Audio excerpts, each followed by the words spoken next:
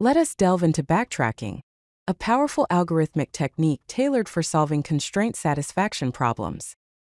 Backtracking is a fundamental approach in computer science, employed to find solutions by systematically exploring all possible options. Backtracking is an algorithmic technique for solving problems recursively by trying to build a solution incrementally. It abandons a path as soon as it determines that it cannot lead to a valid solution. It systematically searches all possible solutions and prunes branches that cannot lead to valid solutions. It uses recursion to explore the solution space and is optimal for constraint satisfaction problems. Here is the backtracking framework. The key steps involve first defining the problem state and constraints. Second, check if the current state is valid. Third, check if the current state is a solution. Fourth, make a choice and explore the consequences. Fifth, if no solution is found, then backtrack and try a different choice. Here is a generic template for backtracking. The backtrack function takes a state and available choices as input. First, check if the current state is invalid. If so, return false. Second, check if the current state is a solution. If so, save the solution and return true. Third, try each available choice. Make a choice, explore further by calling the backtrack function recursively with the updated state and next choices, and then undo the choice to backtrack. Backtracking is particularly well suited for specific types of problems. One example is the nqueens problem. The goal is to place nqueens on an n-by-n chessboard so that no two queens threaten each other. Another classic application is the Sudoku solver.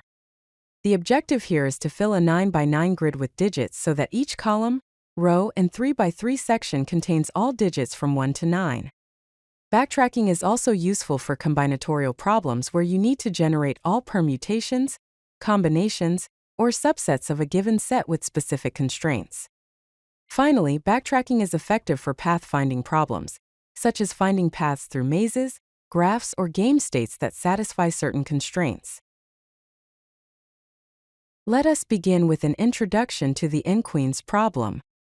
The problem is to place nqueens on an n-by-n chessboard so that no two queens threaten each other. This means there should be no two queens in the same row, no two queens in the same column, and no two queens in the same diagonal. For an 8x8 board, there are 92 distinct solutions.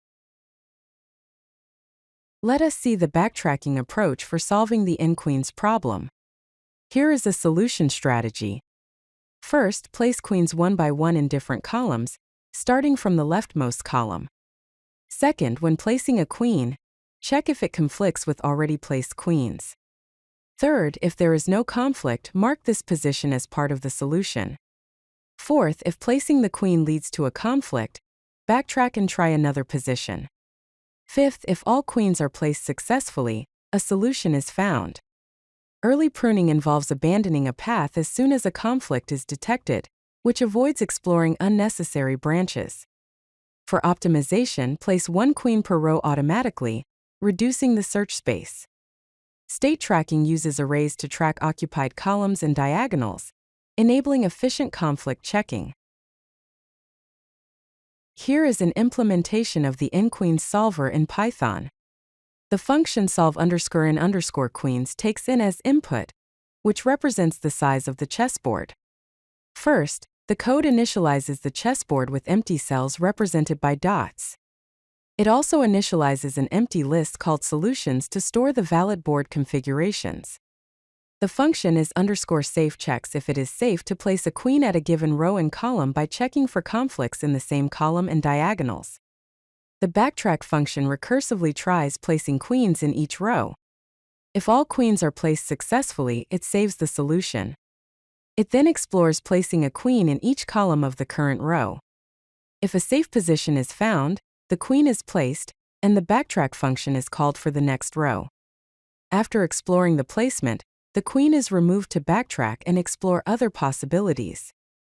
Finally, the backtrack function is initially called with row 0 to start the process, and the list of solutions is returned.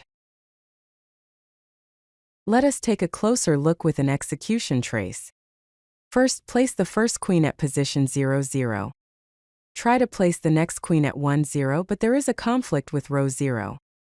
So, instead we try to place the next queen at position 1, 1, but we find a diagonal conflict there. We continue this process until we finally find a valid position for the second queen at position 1, 3. This process will continue until the final solution is found, where all queens are placed without any conflicts. Let us explore time complexity optimizations for the nqueens problem. We can achieve constant time, or O1, conflict checking by using separate arrays to track occupied columns, diagonals, and anti-diagonals. We can also place queens row by row automatically, reducing the search space from n² positions to n factorial permutations. Some advanced techniques can also be used, like bitwise operations. This involves representing the board state using bit manipulation for extremely fast conflict checking and state updates. Another technique is symmetry reduction. We exploit board symmetries like rotation and reflection to reduce computation by up to 8 times for certain board sizes. A final technique is iterative deepening. Start with partial solutions for smaller board sizes and iteratively expand them.